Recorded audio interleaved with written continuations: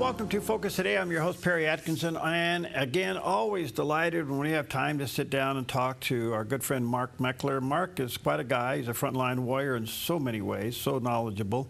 And he's president of Convention of States. And that's also the website, conventionofstates.com.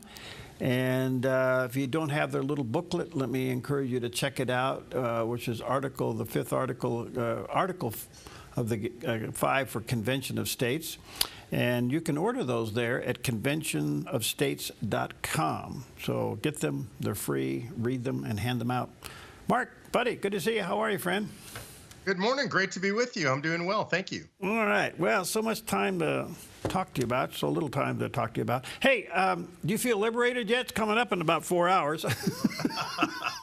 Well, you know, I just saw a news story that Canada has agreed to waive all their tariffs as long as we waive our tariffs. So I think what's going on is the reality of what Trump is trying to do is actually working. And people were worried he's launching a trade war. I don't think this is going to end up being a trade war, except maybe with China, which I approve of.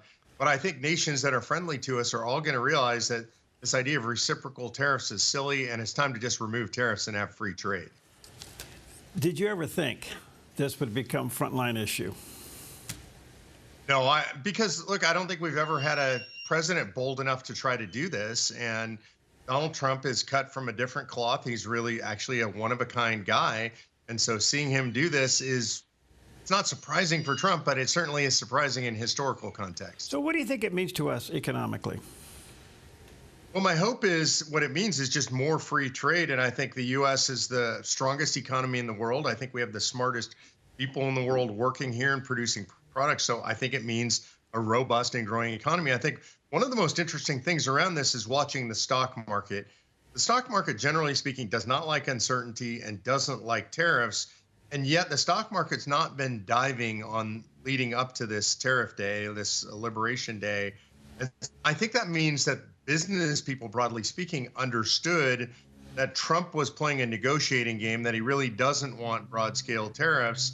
So I think that's good economic news for America, that the business community, by and large, understands Donald Trump. Amazing. All right. Well, special election yesterday, kind of mixed results. Florida stays red. I don't think we were too surprised by there. But up in Wisconsin, they did elect a liberal Supreme Court justice for their state, but they turned around and voted in voter ID. What's going on in Wisconsin? Yeah, look, I'm sad to say this is a really terrible election result for conservatives. I think it's great that they have voter ID, but I think the amount of actual fraud going on up there based on not having voter ID is probably relatively small. I mean, I think it exists, but I think it's probably relatively small. There are much easier ways to commit voter fraud, mail-in ballots, drop boxes, and all that kind of stuff. And I'm really worried about the Supreme Court. This Supreme Court is the single most partisan Supreme Court in the United States that I'm aware of. They already had a liberal bent. We lost a seat there a couple of years back, and it's been very liberal. They've already overturned most of the reforms done by Governor Scott Walker. And they've openly admitted that they intend to be a very partisan Supreme Court. They're going to redistrict that state. I think Republicans are going to lose 2 seats in the House of Representatives from this, so I think this is a very damaging result. Wow. All right, I want to come back to one of the big stories, and that is what's happening with President Trump and district judges interfering with his ability to govern, and in particular, Judge Boasberg. This is quite messy. There's a lot of people trying to explain. What's your take on all this? I think this is a really interesting issue, this idea of nationwide injunctions issued by district court judges. Normally, a district court judge, when a case comes before them, they have jurisdiction. That's what we're talking about, jurisdiction of the court over the parties that are in front of them and no more. And normally, if a district court is going to take jurisdiction over more than the parties in front of them, they have to have a class action submitted, and they have to certify the class saying that everybody in the class has the same interest. You can't do that in these cases. And so they are instead issuing these nationwide injunctions. Then the question is, well, where's that authority come from? All district court authority comes from Congress. Congress created these courts and gives them the authority that they have. Well, they don't have any congressional authority here. And then so the second question would be, well, maybe they have authority as granted by the Supreme Court. They don't have that authority either. The Supreme Court has never ruled that they can issue nationwide injunctions. So then you look to the common law and you say, well, historically, have these courts, in England, courts like this had nationwide injunction authority? And the answer is no to that as well. So where do they get this authority? The answer is they just invented it, which means it's going to have to go to the Supreme Court, and the Supreme Court's going to have to decide this issue. So in the meantime, there was this verbiage and talk about impeaching Boasberg, and I get the frustration there. But the moment that subject came up of impeaching a judge, Chief Justice John Roberts immediately weighed in. Did he play his hand on where he will go with this in the future?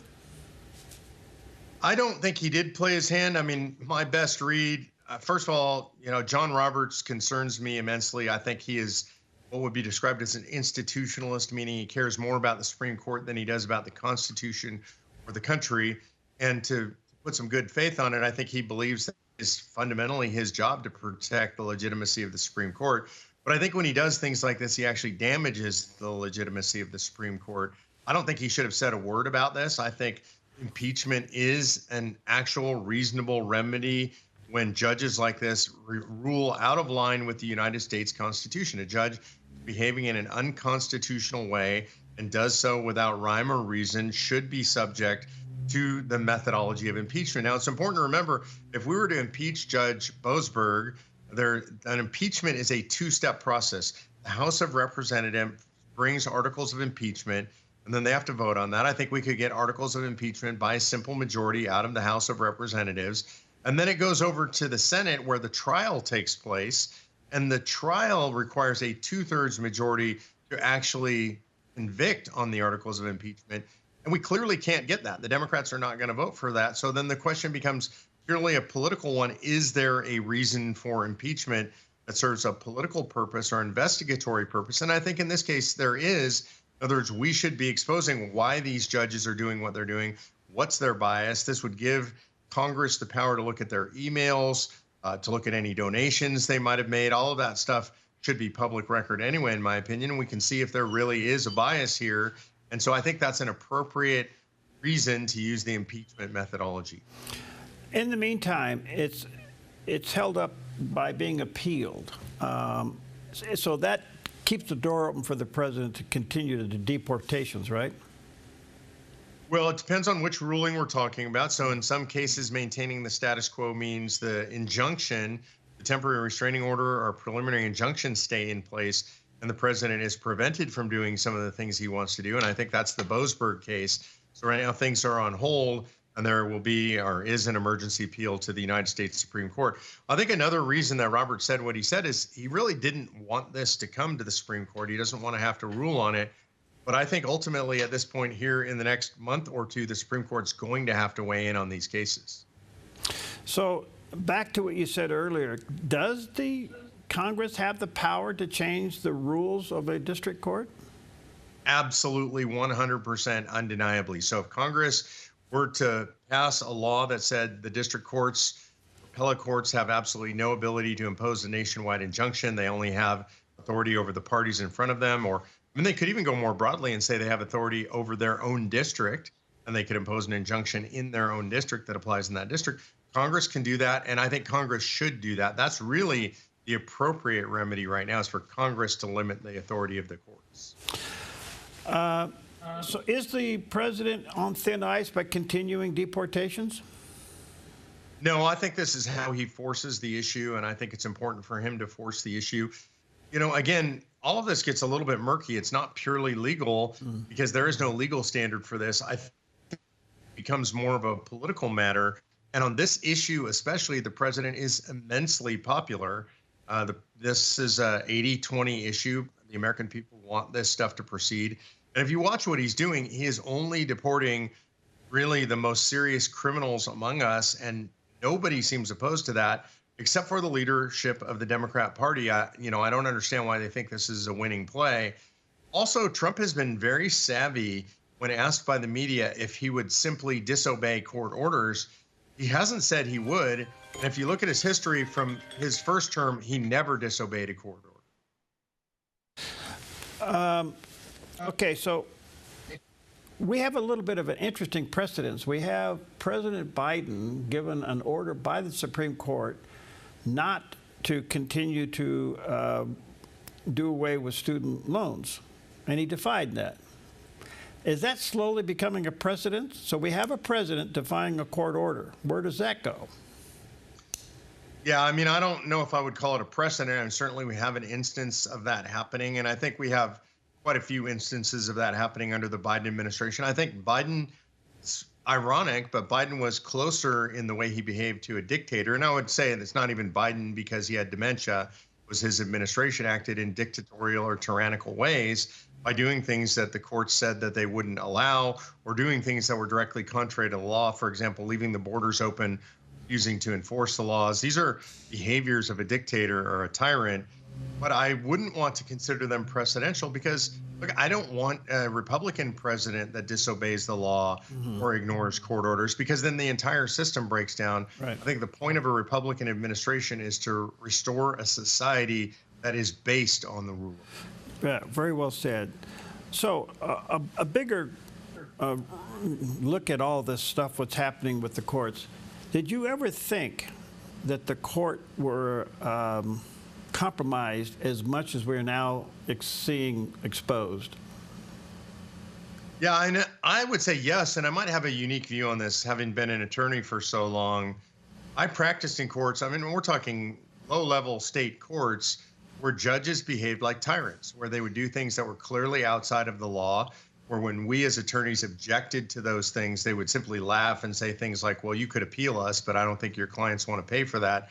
So I've seen this behavior in my personal life for a very long time, and I'm concerned about it. And this happens in a society that is disconnected from God and disconnected to the concept of honor and integrity, where people think that they personally are above the law or can control the law. That's a problem, and it's important to remember John Adams said that our Constitution was drafted for a moral and religious people and is wholly inadequate for any other, and I think that's part of what we're seeing here. So as they uncover more of this judicial lack of integrity, we're kind of, our brains on tilt. How do you correct this mess?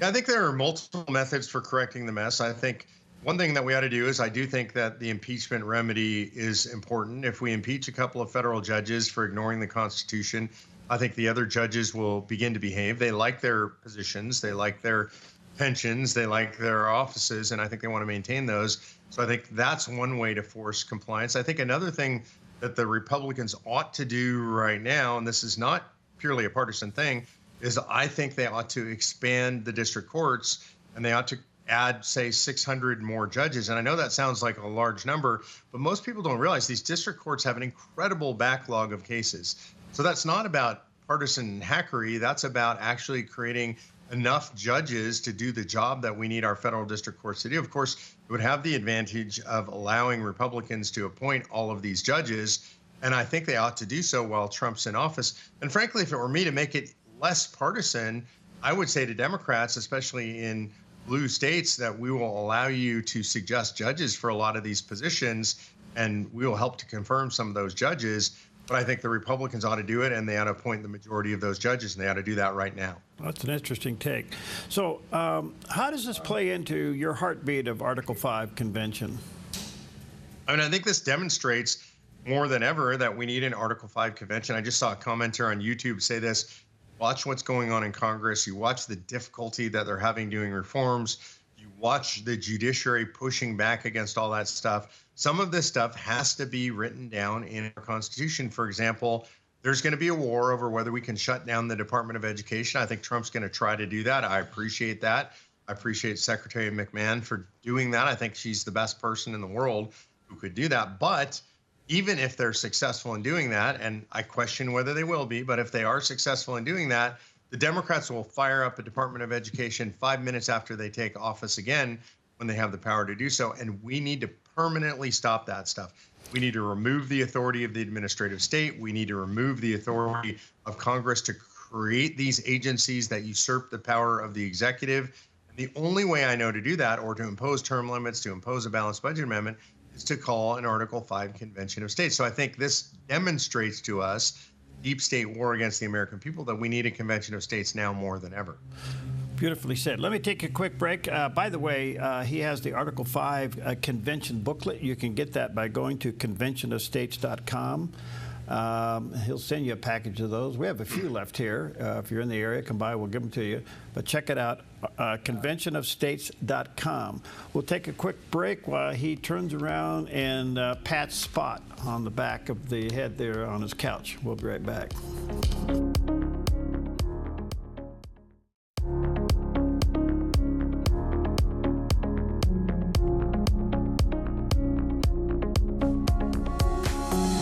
Welcome back. Always an honor to have Mark Meckler with us today. He's president of Convention of States, and that is also his website, conventionofstates.com. Very resourceful. Check it out and be a part of what he does. And then you can also order the booklet on the Convention of States, and he'll send you a pack of those. If you're holding any kind of a get-together and things, have a bunch of these in your hand. Quite a few interesting questions. Mark, do you think that some of the president's EOs will be codified into law? Yeah, I know that's the intent. And my big question is, how difficult is it going to be to move any of this stuff through Congress?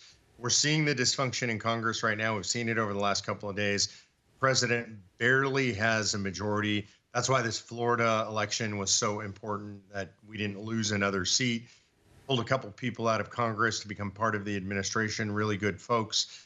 But I'm worried. There's an incredibly slim majority in Congress. We know that Thomas Massie is almost always a no vote for the Republicans, so we lose one right there.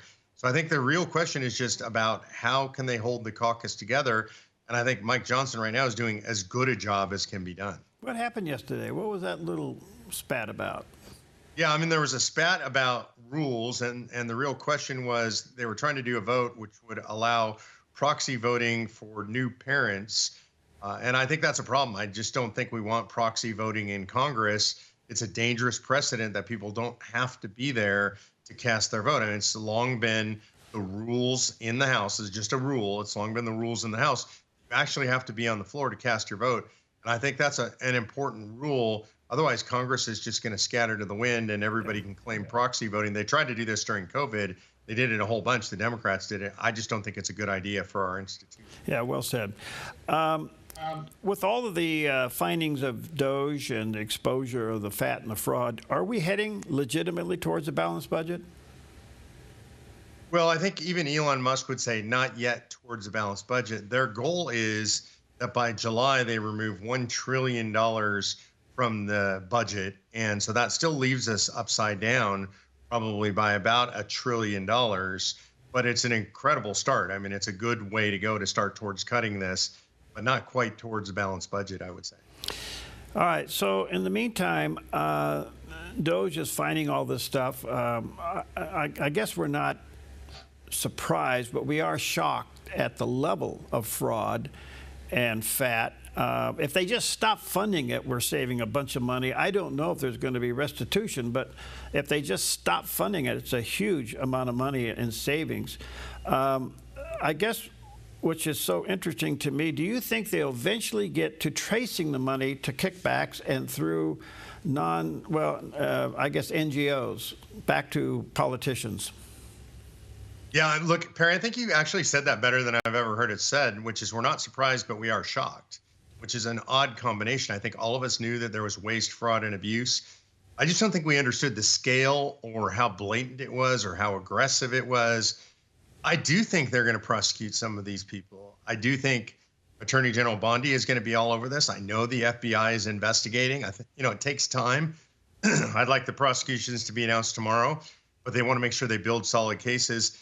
And I think the prosecutions are a necessity because I think unless you prosecute, people will continue to do this stuff. Now, I think there's a downstream effect that I am most interested in, which is I believe that a lot of the corruption that we see in government comes from all this NGO funding.